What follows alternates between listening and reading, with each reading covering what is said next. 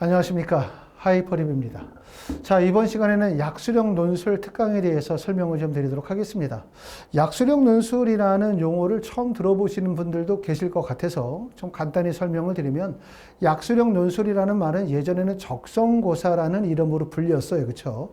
그러다가 이제 박근혜 정부 들어서면서 적성고사가 폐지가 되어졌고, 그리고 이후에 대학들이 이렇게 논술 전형으로 이름을 바꾸면서 시험의 출제 형식이 약수령으로 진술이 되어지는데, 일반적인 논술과는 많은 차이점들을 보여주고 있죠. 대표적으로 가천대학교 또는 서경대학교, 상명대학교 또는 을지대학교, 수원대학교 등의 약수령 논술을 실시하고 있는데, 대부분의 대학의 출제 과목은 수학과 국어 과목을 출제합니다. 하지만 수능과는 출제의 범위가 다르고 출제의 난이도가 좀 낮아요. 그 다음에 제한전 시간들 동안에 문제를 풀어야 되는 과정들이 있다 보니까, 약수령 논술에서 제일 중요한 거는 뭐냐면 대학마다의 출제 범위에 맞는 학습, 그 다음에 두 번째는 출제의 난이도에 맞는 문제풀이 능력, 그 다음에 각 대학들마다 문제의 패턴이 다르기 때문에, 수능과 다르기 때문에 이런 약수령 논술의 문제풀이의 패턴에 익숙해지는 과정들이 무엇보다 중요하다고 말씀을 드릴 수가 있겠죠. 자, 다음으로는 대학별 전형 일정 한번 보도록 하겠습니다. 보시는 것처럼 가장 먼저 약수령 논술을 실시하는 학교는 을지대학교. 특히 을지대학교는 여러분들이 좋아하는 것처럼 이렇게 임상병리라든가 치위생이라든가 방사선이나 또는 간호학과 같은 학과들이 을지대학교에서는 선호도가 높은 학과라고 말씀을 드릴 수가 있고, 을지대학교는 10월 26일과 10월 27일에 논술고사 시험을 보도록 합니다. 상명대학교는 올해 약수령 논술이 신설이 되어졌고 11월 2일에 논술고사를 보도록 하고요. 서경대학교는 11월 3일에 봅니다. 수원대학교는 11월 16일과 11월 17일에 보도록 하고 있고, 삼육대학교는 11월 18일, 그 다음에 가천대학교는 11월 25일과 26일 정도의 시험을 보도록 하고 있기 때문에, 가장 빠른 을지대 같은 경우는 불과 한 달밖에 시간이 안 남았고요. 그 다음에 가천대까지 생각을 하면은 기간적으로 봤었을 때 약 3개월 정도 시간이 남아있는 상태다, 이렇게 보실 수가 있을 것 같고, 하지만 대학들마다 시험의 유형이나 출제의 범위가 다 다르기 때문에 대학에 맞게끔 철저한 준비를 하셔야 될 거라고 생각합니다. 자, 전형의 방법을 보면 이 약수령 논술도 수능체제를 요구하는 학교와 수능체제가 없는 학교가 있어요. 가능하면 내가 수능체제를 충족할 수 있다면 한 과목 정도의 3등급을 충족하는 게 유리하다라고 말씀을 드릴 수가 있고, 수능체제를 요구하는 학교는 삼육대, 가천대, 그 다음에 한국외대 글로벌, 고려대 세종, 홍익대학교 세종이고요.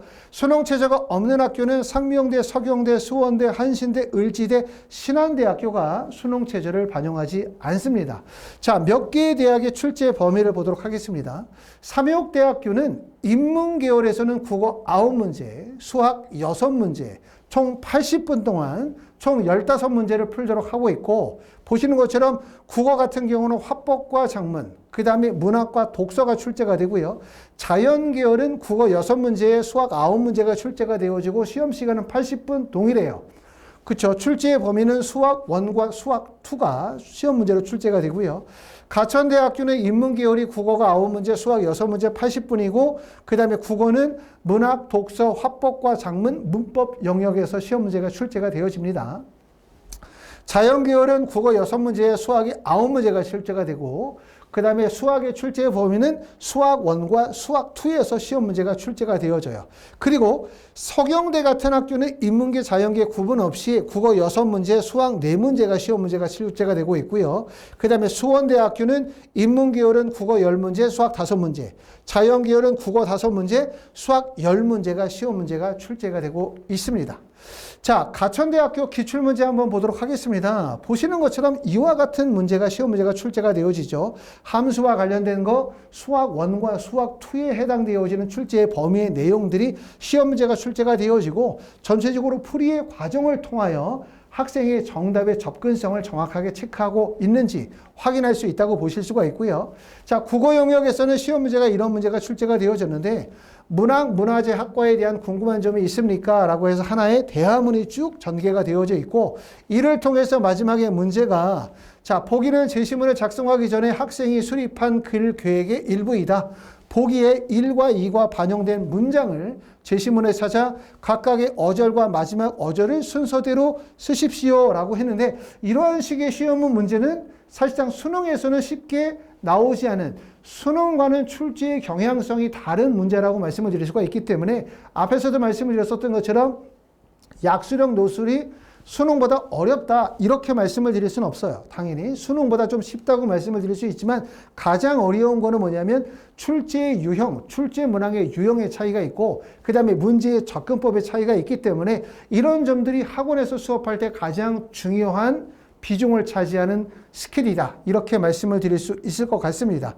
자, 학원에서 좀 진행하는 논술 특강에 대해서 설명을 드리면, 학원에서는 현재 토요일반에 대해서 모집을 할 수 있고요. 수학 같은 경우는 수학 1, 수학 2에, 그 다음에 문학 같은 경우는 국어는 문학, 독서, 화법과 작문, 문법에 비중을 두고 수업을 진행하게 되어질 거고, 수업 시간은 토요일날 오전에 10시부터 1시까지 3시간은 수학 수업을 하게 되고요. 그 다음에 국어는 30분을 쉬고 난 다음에 1시 반부터 시작해서 약 3시 반까지 해서 약 2시간 정도 수업을 진행하고 있기 때문에 수학 3시간, 국어 2시간, 총 5시간의 수업을 진행하게 되고 한 반의 정원은 10명 이내로 수업을 진행하도록 합니다.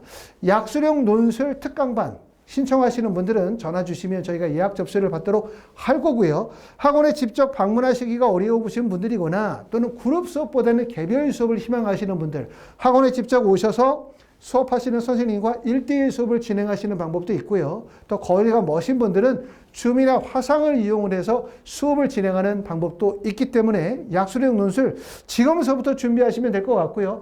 내가 목표하는 대학이 가천대다 라고 하면 남아있는 시간이 불과 한 3달 정도 남아있죠. 그리고 약수령 논술의 가장 큰 특징은 뭐라고 말씀을 드릴 수가 있냐면 수능과의 연계성이 매우 크다는 점이죠. 내가 약수령 논술에 수학 공부를 한다, 약수령 논술에 국어 공부를 한다 라고 하면 이 내용이 수능과 직접적인 연관성을 많이 맺고 있기 때문에 결국은 약수령 논술에 대한 공부가 수능에 대한 도움을 준다. 수능과도 연계성이 높다. 이렇게 말씀을 드릴 수 있을 것 같습니다.